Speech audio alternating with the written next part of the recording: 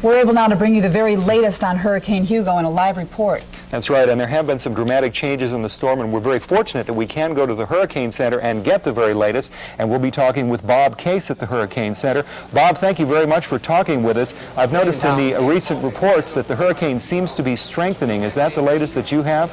It has continued to strengthen here during the evening hours. Top winds are about 135 miles per hour at this time. Do you anticipate any additional strengthening before it hits landfall? I wouldn't think there'd be any significant strengthening. As you can see, the land area along here, the heavier showers, the thunderstorms, the hurricane force winds are about to enter the coast, so the interference of the land will start compensating any attempts that the hurricane may make to try and strengthen beyond what it is now. I noticed on some of the reports we're getting that some people are refusing to evacuate. Is that your biggest concern this evening, or would you have additional concerns about building failures or beach erosion?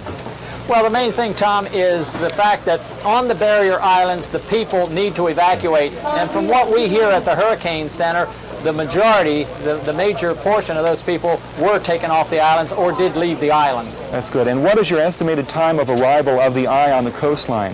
It should be shortly after midnight, Eastern Daylight Time. Okay.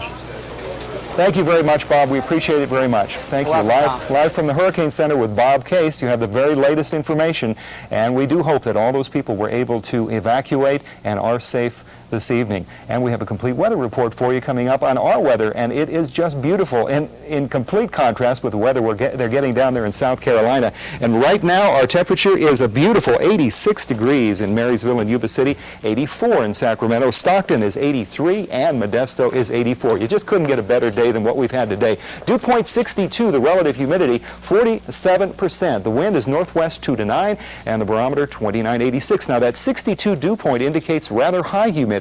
And that's because with all the rain that's in the valley after the storm, it's sitting in the ground and it's evaporating slowly underneath this dome of high pressure. So it's creating a high humidity and a very hazy situation. This upper low that we saw last night that tried to come up to the coastline, it's backed up, and that means that it's not going to play a role in our weather. Our weather will be dominated by this area of high pressure, and that means fair weather through the weekend.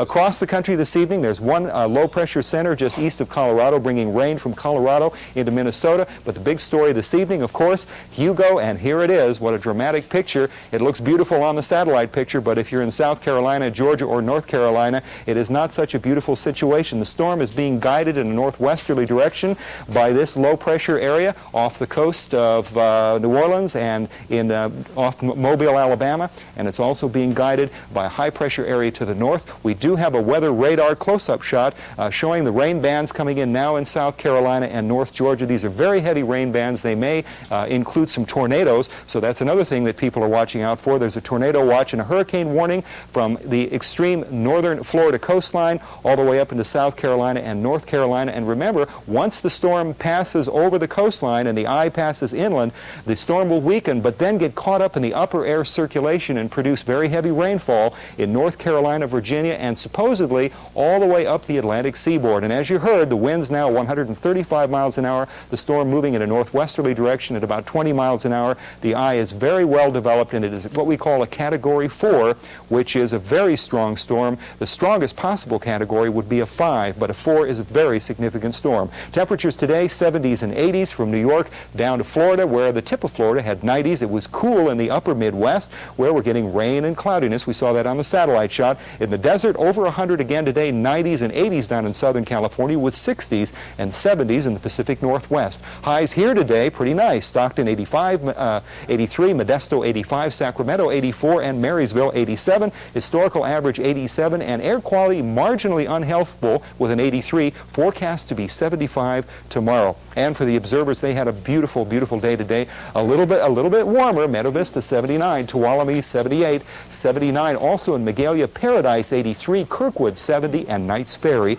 85. And here's our 6-day forecast. Lots of sunshine. Temperatures going up to the upper 80s and the 90s. Winds light, a bit hazy, as pretty as you're going to see for a weekend in California, right, in spite of the earthquakes. Yeah. And we're just thankful we're here at this point. Kind of makes you feel guilty that it's so beautiful here when those folks down there are panicked. All right, thank you, Tom. Still to come on the KOVR-13 News at 5, a landmark case we're going to tell you about, the story of a woman's fight to gain custody of frozen